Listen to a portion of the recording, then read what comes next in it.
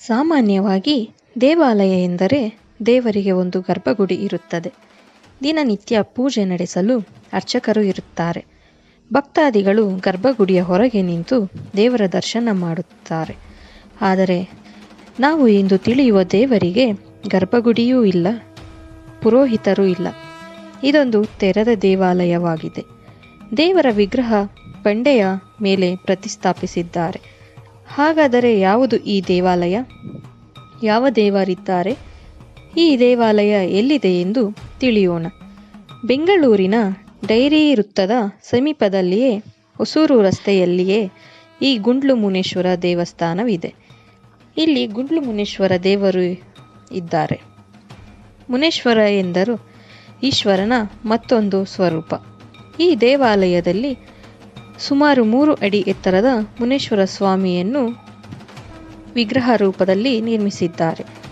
ದೇವರ ವಿಗ್ರಹದ ಹಿಂಭಾಗದಲ್ಲಿ 2 ದೊಡ್ಡ ಬಂಡೆ ಇದೆ.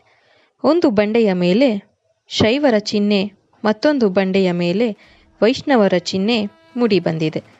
ಜೊತೆಗೆ ಬಂಡೆಗಳ ಮೇಲೆ ಸಣ್ಣ ಬಿಳಿ ಕುದುರೆಗಳನ್ನು ನಿಲ್ಲಿಸಲಾಗಿದೆ.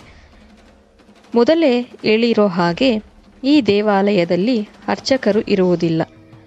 ಭಕ್ತಾದಿಗಳೇ ದೇವರಿಗೆ ಪೂಜೆ ಸಲ್ಲಿಸಿ ದೇವರಿಗೆ ಮೊಸರನ್ನ, ಪೊಂಗಲ್ನನ್ನು ನೈವೇದ್ಯವಾಗಿ ಇಟ್ಟು ದೇವರ ದರ್ಶನಕ್ಕೆ ಬಂದಿರುವ ಭಕ್ತಾದಿಗಳಿಗೆ ಪ್ರಸಾದವನ್ನು ನೀಡುತ್ತಾರೆ.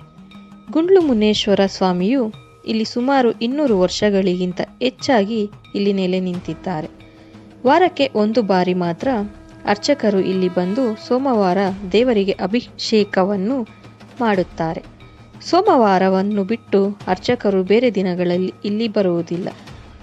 ಪ್ರತಿ ವರ್ಷ ಮೇ ಅಥವಾ ಜೂನ್ನಲ್ಲಿ ವಾರ್ಷಿಕೋತ್ಸವವನ್ನು ನಡೆಸುತ್ತಾರೆ. ದೇವರಿಗೆ ಅಂದು ಮಹಾ ಅಭಿಷೇಕವನ್ನು ಮಾಡುತ್ತಾರೆ ಮತ್ತು ಮುನೇಶ್ವರನ ತಂಗಿಯರಾದ ಪಟಾಲಮ್ಮ, ಚೌಡೇಶ್ವರಿ ದೇವಿಯನ್ನು ಕರೆಸಿ ಮೆರವಣಿಗೆ ಮಾಡುತ್ತಾರೆ. ಪ್ರತಿದಿನಲೂ ದೇವರ ಪ್ರಸಾದ ವಿತರಣೆಯಾಗುತ್ತಲೇ ಇರುತ್ತದೆ. ಈ ದೇವಾಲಯದಲ್ಲಿ ವಾರ್ಷಿಕೋತ್ಸವ ದಿನದಂದು ನೈವೇದ್ಯವಾಗಿ ಮಾಂಸಾಹಾರಿ ಹಾಗೂ ಸಸ್ಯಾಹಾರಿ 2 ಪದಾರ್ಥಗಳನ್ನು ಮಾಡಿ ಇಡುತ್ತಾರೆ. ಹಾಗೆ ಭಕ್ತಾದಿಗಳಿಗೆ ಕೂಡ ಅದನ್ನು ನೀಡುತ್ತಾರೆ.